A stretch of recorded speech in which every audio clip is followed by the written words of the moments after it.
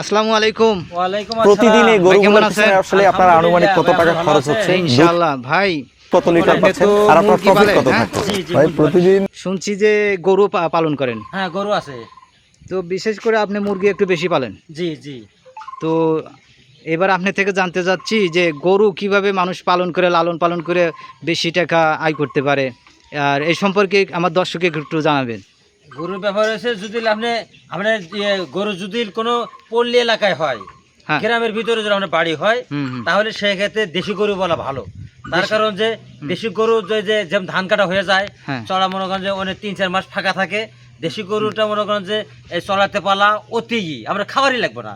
এটা মানে সহজ। হ্যাঁ সহজ সহজ মানে যে চড়াত খাবে, মাঠে খাবে, রাতে এসে শুয়ে থাকবে, আপনার কোনো খরচা হবে না। দেশি গরু আবার বাছুর হবে, হবে, যেতে হবে, আপনি শুধু মনে হয় যে ফায়ার পেপারে নেবেন, যা হবে আপনি সম্পূর্ণ নিলাম। অন্যান্য গরুর তুলনায় ওদের খাবার একটু কম লাগে। দেশি দেশি না, দেশি দেশি খাবার লাগেই না। আপনি মনে হয় যে মাঠে ছাড়িয়ে থাকবো, খাবার লাগবেই না।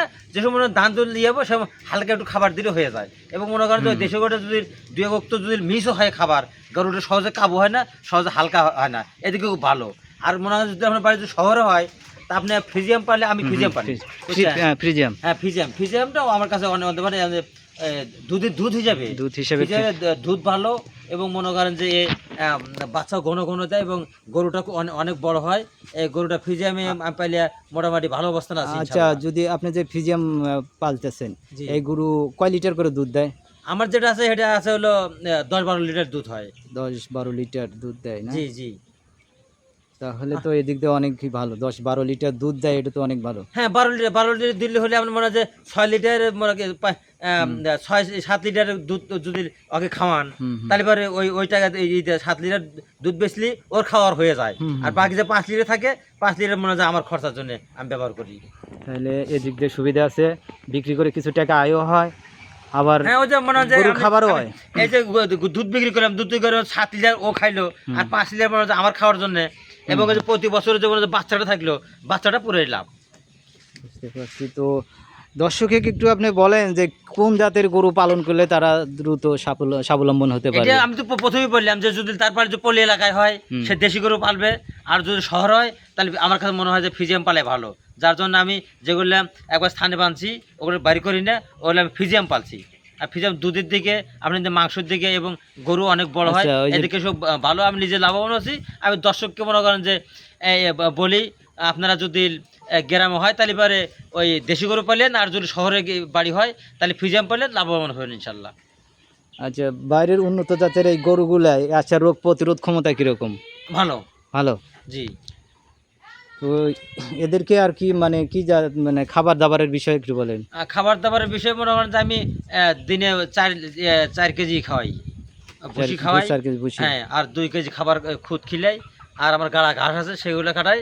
আর হালকা কিছু যতটুকু পারে পরিমাণ মতো খেয়াল খাওয়াই। ঠিক আছে।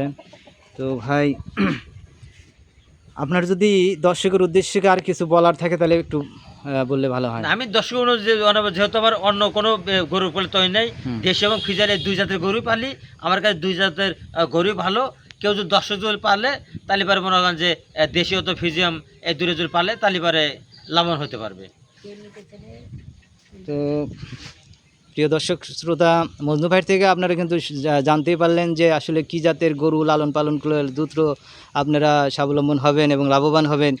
অবশ্যই আপনারা স্ক্রিনে দেওয়া নাম্বারে থাকবে, মজনু ভাইয়ের সাথে যোগাযোগ করে এই সম্পর্কে একটু আরও ভালো করে জানতে পারবেন। এটাতে আরেকটাই আছে, সেটা হলো আপনার হলো যদি কেউ যদি স্থানে বান্ধে যদি পালে, শুধু 1-2টা গরু, অনেক এই গরু মানুষ পালে, ষাঁড় গরু পালে, ষাঁড় গরু যদি কেউ যদি থানে বাঁধে পালতে চায়, তাহলে পরে আপনার হলো শাহিয়াল, বুঝছেন? শাহিয়াল ষাঁড়টা অনেক ভালো। এটাও তো বাইরের উন্নত জাতের। হ্যাঁ বাইরের গরু। এটা আপনার ফ্রিজিয়ামটা হলো দুধের জন্য ব্যাপক, খুব ভালো, বেশি দুধ দেয়। আর ষাঁড়ের দিকে আপনার হলো শাহিয়াল ভালো। সে ওই ষাঁড়টা অনেক সুন্দর হয় এবং বড় হয়, দেখতে খুব ভালো লাগে, এবং ওজনেও খুব হয়, বুঝছেন? যার জন্যে ষাঁড়ের দিকে শাহিয়াল ভালো, আর দুধের দিকে ফ্রিজিয়াম ভালো। প্রিয় দর্শক, আমরা মজনু ভাইয়ের থেকে অনেক কিছু জানলাম, শিখলাম। তো অবশ্যই আপনাদের প্রয়োজন হলে যোগাযোগ করবেন। তো সবাই ভালো থাকেন, সুস্থ থাকেন। আজকের মতো বিদায় নিচ্ছি। আল্লাহ হাফেজ।